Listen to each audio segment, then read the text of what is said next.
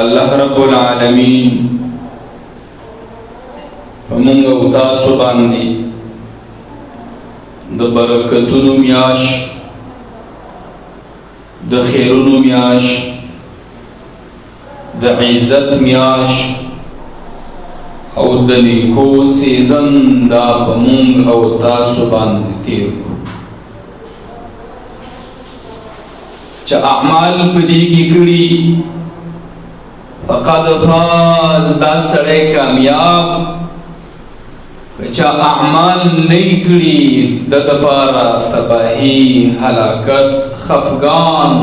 ستړیا ده کومو خلکو چې الله د ځان نه راضي کو دا خلک کامیاب کومو خلکو چې الله د ځان نه نه دی راضي کړی کوشش یې نه دی کړی دا انسان تباه شو هلاک شو دا رسول الله صلی الله علیه وسلم د خیرو مستحق شو الله اکبر لاړ سیزن ختم شو د هر یو شیز خپل سیزنی د اعمالو سیزن ختم شو ورځې لاړې پشمار دغه دوه شپې پاتې دي لاړ هر څه ختم چا الله باندې ځان بخلی خوشاله سکون راحت او کچا په الله باندې ځان نه بخلی دا سړی انسان دا هلاک شو ناکام شو په امتحان کې ناکام شو الله اکبر مخه ته ورځې د اختر را روانې دي محترم د خوشحالۍ ورځې د سرور ورځې دي رسول اللہ صلی اللہ علیہ وسلم ارشاد دے فرمائی چی دا ورزی دا خوراک دی دا سخاک دی دا مزوق استلو دی اے مسلمانانو چرتا اگا زڑی دشمنی پخپل میانس کی اگا مخی ترانو ولی چرته زاړه خفګانونه مخې ته رانولئ د اختر ورځ ده د اختر شپه ده مړي شوي دي خلک وفات شوي دي داسې ونه کې د مسلمان خوشحالي په خفګان باندې بدله کړي ادرې ته لاړ نشي چرته هغه مسلمانان چې الله په هغوی باندې خوشحالي راوستې د هغوی خفګان چرته راوچت نه کړي هغوی ته تکلیف ورنه کړي ستا د تعزیت د وجې نه په ورځ د اختر باندې ممکن دغه خلک خفه شي زړه یې ودردېږي ځکه پلار مور ورور خور نیکه تره وفات شوی دی خاورې پې انبار شوي دي خفګان زموږ د ذهن نه وتی ستا ورتګ هلته د اختر په ورځ باندې رواجي دی دا دستوري دی کلتوري دی دا د اسلام د نگاه نه نشته مسلمانان مخفه کوي مسلمانان خوشحاله کوي رسول الله فرمایي صلی الله علیه وسلم غوره نیکي بهترینه نیکي ادخال السرور د مسلمان زړه ته خوشحالي ورکول دي د مسلمان زړه خفه کول نه دي نو مسلمانانو د ادم بچو د محمد رسول الله امتیانو د اختر په ورځ باندې تعزیت د مړي کول خفګان را تازه کول دا بدعت دی بدعت دی بدعت دی رسول الله صلی الله علیه وسلم طریقه نه ده بلکې خوشحالۍ دې ورکوي یو بل ته خندا وکوي هغه خفګانونه پرېږدوئ شخړې چې کومې راغلي جنګ جګړې شاته وغورځوه ورشه خپل مسلمان ته غاړه ورکه وخانده چای وڅښئ روټۍ وخورئ د یو بل سره کښېنئ دغه کار وکوئ مه کوه دا چې مسلمان ته خفګان ور ورسوي زمون په معاشرو کې دا شي کېږي شپږ میاشتې مخکې مو مړی شوی پښتون به څادر راواچي خوشي وشي یاره چې دعا به وکړو الله زموږ هلکه مسلمان دې خفه کړو او د مسلمان د خفګان سره ته الله خفه کو د الله نبی دی خفه ولې ځکه دا طریقه غلطه ده که اختر نږدې ورځو کې چا د چا سره ورانی جنگ جګړې خفګان راغلی رسول الله صلی الله علیه وسلم وایي چې دا ورځې د اکل شرب والبعال د خوراک څښاک د مزو چرچو ورځې دي خوندونه واخلئ مونږ پښتانه په دې ورځو کې خپل غیرتونه پالو دشمنۍ کوو اوازونه چرچې یره ته سره مې نه لګي اختر کې نه ورځم دا زما خواته نه راغلی او د ده خواته به زه نه ورځم دا ښځه مې د خپل رونو کره به نه پرېږدم خپل خواښې کره نه پرېږدم واده دی ښادي ده اختر دی خوشحالي ده بچي د تره کره نه پرېږدم ماما کره نه پرېږدم ولې غیرت راکې دی د جاهلیت غیرت راکې دی هغه غیرت چې هغه ته غیرت نه ویلی کېږي جاهلیت ورته ویلی کېږي نبوي ورته ویلی کېږي هغه راکې دی یره زه خو غیرتي یم دا زما خواته نه دی راغلی زم نه ورځم نه نه دا کار ټیک نه دی دا رانګ نمبر دی رسول الله صلی الله علیه وسلم فرمای سل من قطعک دا هغه چا سره تعلق قائم که چې هغه تا سره تعلق پرېږدي هغه چا سره ورشه چې هغه تا نه تښتي هغه سړی ځان ته رانږدې که چې هغه تا ځان نه لرې کوي داسې مه کوه چې دا پلانکې ما سره تعلق ساتي زه به یې ساتم او چې دا یې نه ساتي زه یې نه ساتم دا صلې رحمي نه ده دا احسان نه دی بلکې دا رواج دی طور طریقه ده بدله ده چې ما او تا ورته په پښتو کې وایو که راسره کړه کوم یې در سره او که دې راسره نه کول په مخه دې ښه زما تا ته حاجات نشته دی نو رسول الله صلی الله علیه وسلم وایي نه نه داسې نه ده پکار بلکې تعلق به د چا سره قایم و د هغه چا سره چې ما نه تښتي منډه وایي زما په خوا باندې نه راځي ما سره تعلق ختموي رسول الله فرمایي سل من قطعک د هغه چا سره تعلق پیوسته کا داسې یې وتړه هغه څوک چې تا سره خپل تعلق پرې کوي ای مسلمانه نن د ځان سره سوچ وکړه چې ما او تا کې غیرت ایمانی او که چېرته په ما او تا کې غیرت د جاهلیت را دننه شوی دی الله اکبر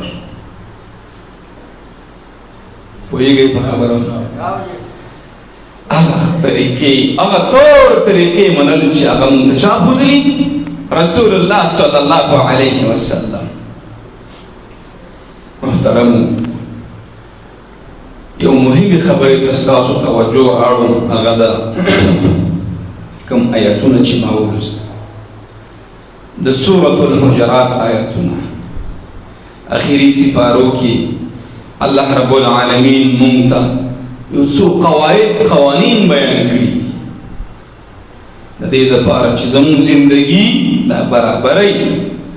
زموږ زندگی د سکون والای د امن والای د خوشحالۍ والای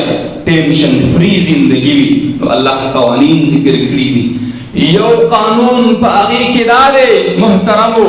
الله وایي یا ایها الذین آمنوا لا ترفعوا اصواتکم فوق صوت النبی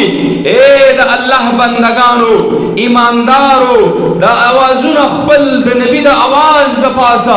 مه اوچتوئ د نبی اواز مه لاندې کوئ خپل اوازونه په هغې باندې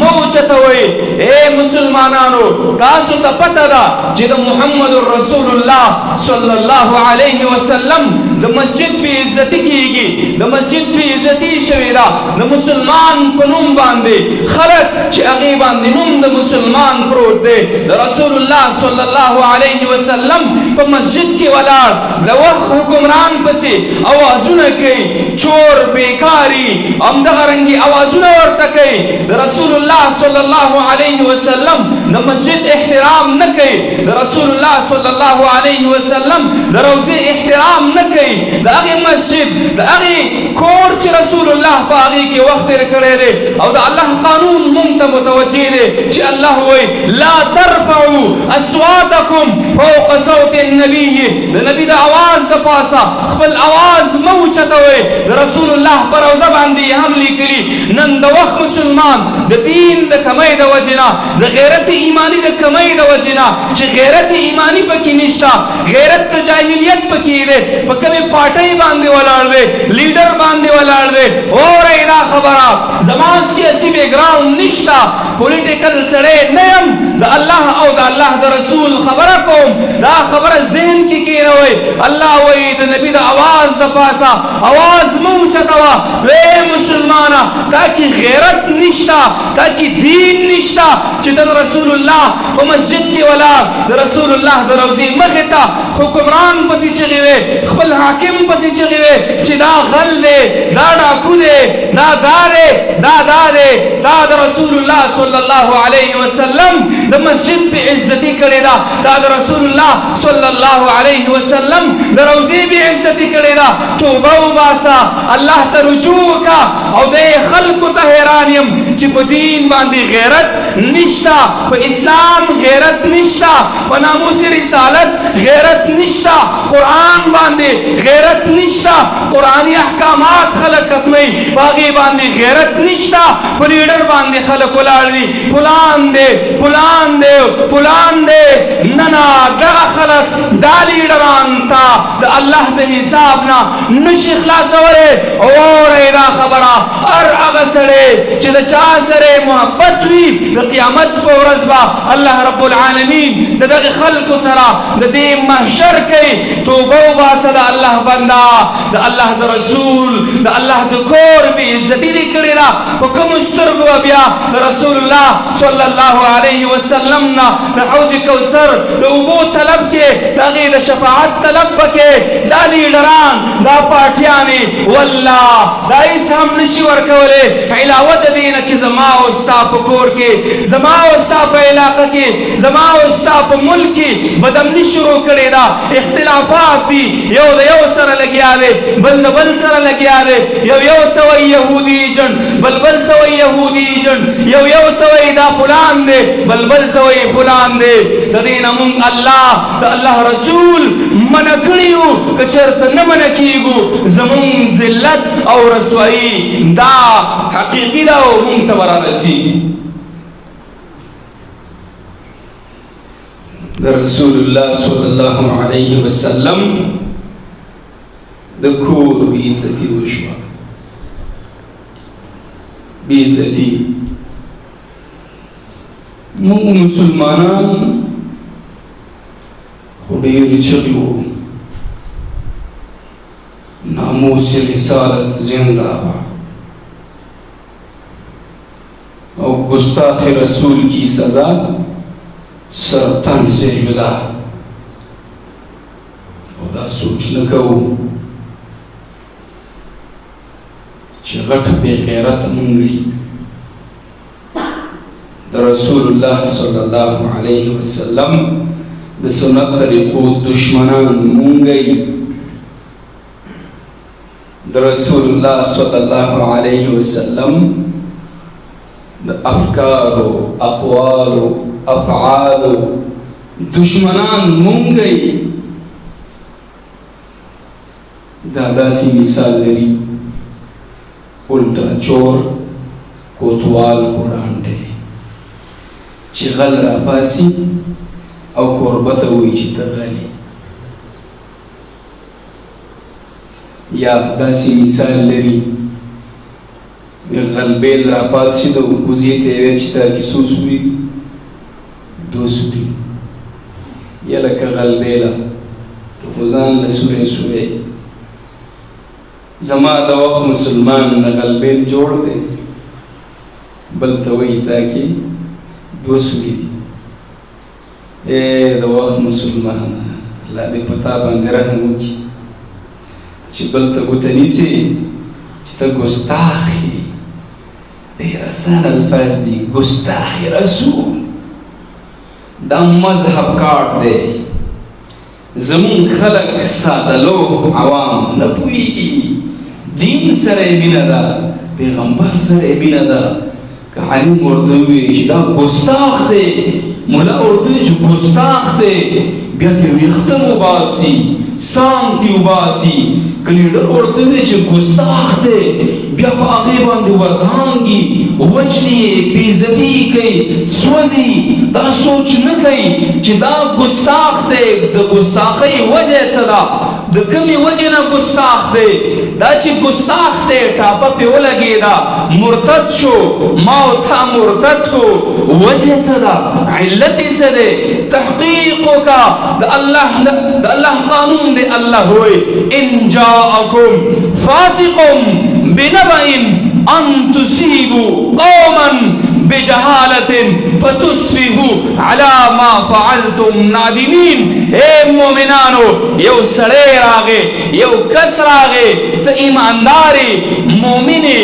مسلمانی تا تیوے چی پلان دا خبر کرے دا مکہ ودا سی چی داغی مرغٹ تورو دانگی اگر اولی سے ننا اللہ ہوئے ان جاءکم فاسقن بنبئن ان تصیبوا اللہ ہوئے تحقیقوں کا تپوسوں کا داکار چاہ کرے لے حقیقی دے کرے کا الزام دے ولی دے کرے علت سے لے اغین پس بیا دا گستاخ دا مرتد دا بیمان ٹاپا پا غیبان دیو لگوا بیا دا اغین پس ستاکار نشتا لے تلکم باغ مولے چے مسلمان رانی سی دا حاکم دا رعایت لان دے یو سڑے رانی سی او پخبر اللہ سبحان دے اغیل تا سزاور کے تالا دا اختیار نشترے دی ملک قوانین موجود دی اداری موجودی دی دی ملک حاکیم نشترے دی ملک چیف جسٹس نشترے دا ہر یو عدالت دپارا کاغذ شرعی دے کاغذ امداسی دے خلق موجود دی زما استانا اللہ تپوس نکے چنا پلان تا ولی ندے ملکنے زما استانا اللہ چی تپوس کئی زما استاد اعمالو چی سمر زما استاد وستے لے سادہ مسلمانانو دے خلقو پا ذہنونو دوکو کی مرازی جہنم تمام ورو غرزی او بیابا پا آغا جہنم کی تاسم پراتوئی دوی بم پراتی حدیث کی رازی داسی خلق براشی پا آخر زمانہ کی فضلو و اضلو گمراوی خلق بم گمراہ کی فتوی بورکی دین ایمان بے نہیں معلوم پکڑی بے وحلی چاپ رمال اچھولے سوپ امداسی گرزی دے خلق و خبرے چھ تحقیق تو رسی گئی بغیر دا تحقیق نا دا چاہ خبری ممنے یعنی تباہ و برباد بشے رسوا بشے ہم دنیا و ہم آخرت کی با شرمندہ گر زیلیا لکہ دا سی نمس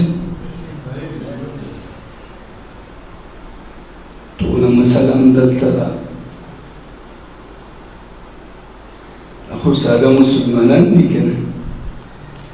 چاورتوی شین دے وی شین دے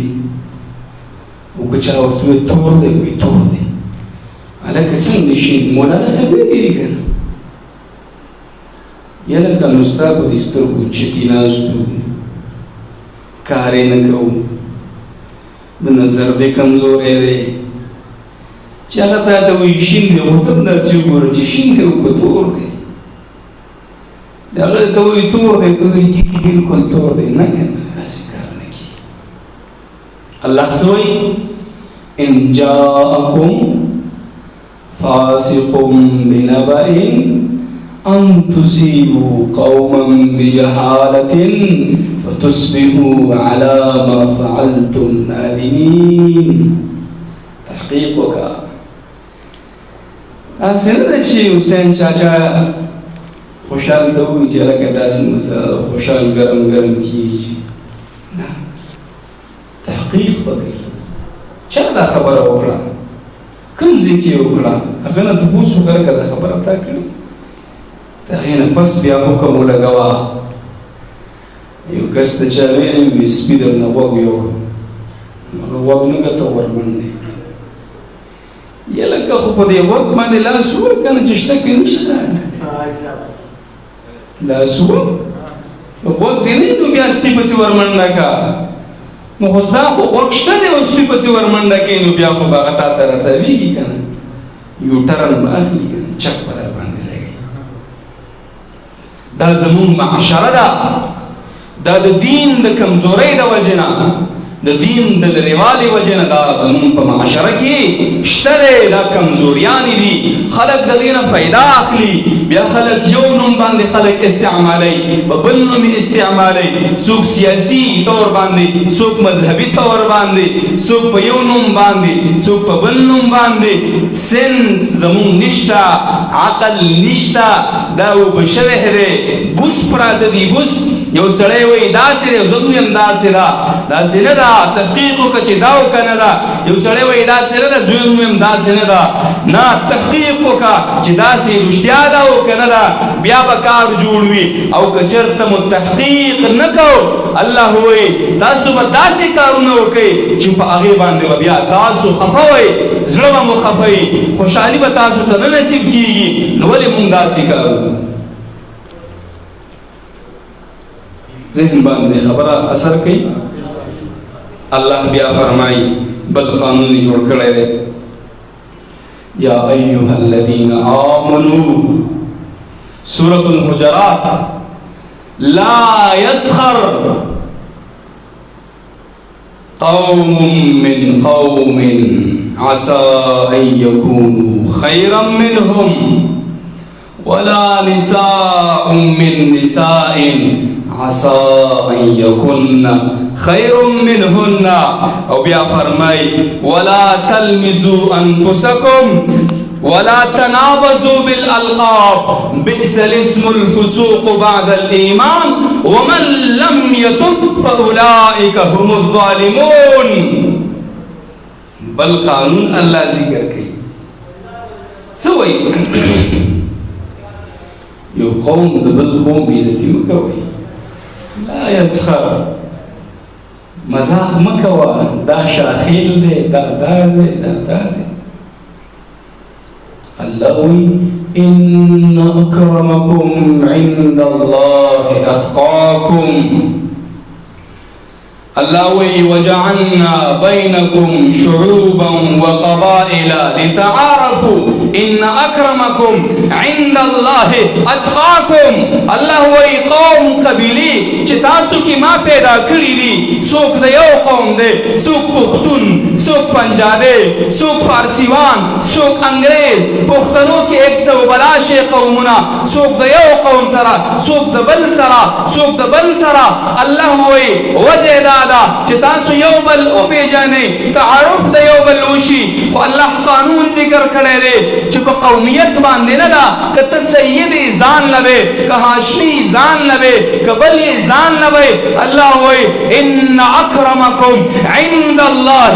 اتقاکم بهترین غوره عزتمن تاسو کې د الله په نیز باندې هغه دی چې د الله نه یریږي د الله یری په زړه کې پرته وي د الله وحدانیت مني د الله ربوبیت مني د الله الوهیت مني دغه غوره دی دا په قوم باندې نه ده چې نسوار سیګرټ نشي تماشې د جینکو پسې منډې هلکانو پسې منډې یره جي سید ما یره سید هی ځان لوې د کوم قوم بې عزتي کوه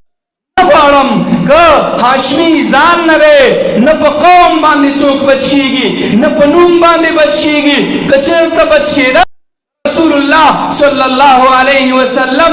لور د ښځو سرداره فاطمه رضی الله عنها الله رسول ورته وایي اے فاطمې که څه غواړې په دې دنیا کې وغواړه زما ګورې د قیامت په ورځ باندې هلته هېڅ وس نه رسېږي نه تاله درکولی شم نه یې درنه اخیستی شم نو رسول الله صلی الله علیه وسلم به هغې ته ویلي چې بېغمه زندګي کوه صرف د جمعې لمونځ کوه پیران چې وایي او نور مرازا ساڑا پیر ستا پیر شتا کنا دا قسی میسی نشتا دے دیتا ہم رونگ نمبر وئی غلط علارہ دا اللہ وئی ولا تلمسوا انفسكم ولا تنابزوا بالالقاب مهم قانون بل ذکر کوي. څه شی؟ تنابز بالالقاب. زموږ خلک پکې وردننه شوي. تنابز بالالقاب څه ته وایي؟ غلط نومونه. څه شی؟ هلکه مثال په طور باندې یو چاته ووایي چې وګو پهلوانه نریچیه نور هم داسې نومونه شته که دلته به هم داسې بعضې نومونه تاسو استعمالوئ. الله وایي ولا تنابزوا بالالقاب. یو بل ته سپکو نومونه مه اخلئ. حدیث کی راځي رسول الله صلی الله علیه وسلم فرمایي د قیامت په ورځ باندې به تاسو الله چې رابلي په خپلو نومونو هم رابلي. طیب دی، حجاز دی، ذاکر دی، شهسوار، خوشحال. الله به آواز کوي فلان بن فلان، پلانکې د پلانکي زوی، پلانکی د پلانکی لور. رسول الله صلی الله علیه وسلم فرمای فاحسنوا اسماءکم. خسته نومونه کېږدئ. زما او ستا معاشره ډېره ګډوډه ده. الله څه وایي؟ الله قانون ذکر کو ولا تلمزوا انفسکم ولا تنابزوا بالالقاب بئس الاسم الفسوق بعد الايمان ومن لم يتب فاولئك هم الظالمون. نن زما او ستا معاشره کې الله وایي غلط نوم ما اخلا. دا ډیزل دی، دا یهودي جنډ دی،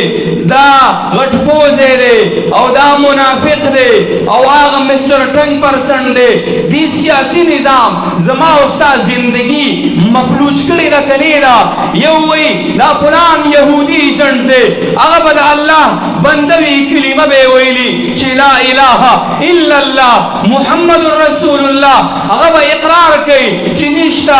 لایق د بندګۍ سوا د الله نه، او محمد رسول الله د الله رسول دی، د الله بنده دی. بل به وایي عالم ته د رسول الله وارث ته پګړۍ په سر ګیره سنت موافق برابره. یعنې چې دا ډیزل دی، د الله بنده د عالم بې عزتي دې وکړه، د رسول الله د وارث بې عزتي دې وکړه. دا القاب الله وایي ولا تنابزوا بالالقاب بئس الاسم الفسوق بعد الايمان. دا غلط نومونه، دا چغې وهل، دا یهودي جنډ، دا ډیزل، هغه ټپوزې او دا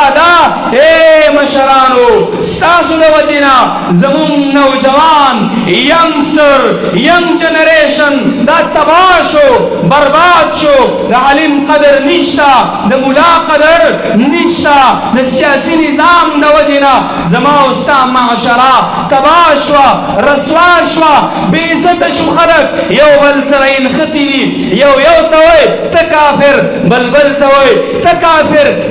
عوامو د هغې خلکو اتباعو چې د دې خلکو پیروکاري کوئ، دا حدیث مخې ته کېدوئ. د الله رسول وایي کم سړی چې تاسو کې من قال لاخیه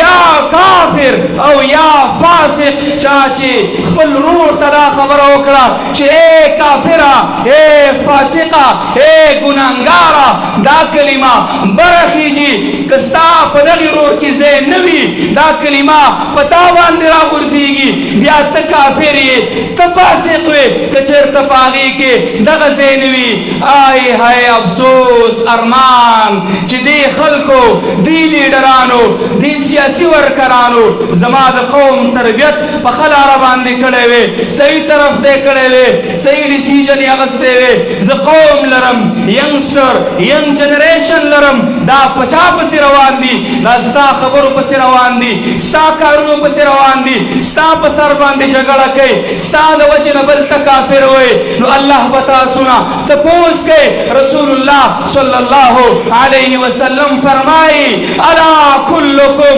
راع وکلکم مسئول عن رعیته. هر سړی په تاسو کې ذمہوار دی، مسئول دی د خپل رعیت هغه چې ستا نه لاندې دي. نو که د دې جواب د قیامت په ورځ باندې د الله مخې ته کولی شي، د رسول الله صلی الله علیه وسلم مخې ته کولی شي، لګیا اوسه. او چې نه شي کولی لږ سوچ وکړه، ارمان وکړه. تا پسې قوم ولاړ دی، خلک ولاړ دي، دا دې په کوم طرف باندې روان کړي؟ زموږ سیاسي نظام دغه طرف ته تللی، که مولا دی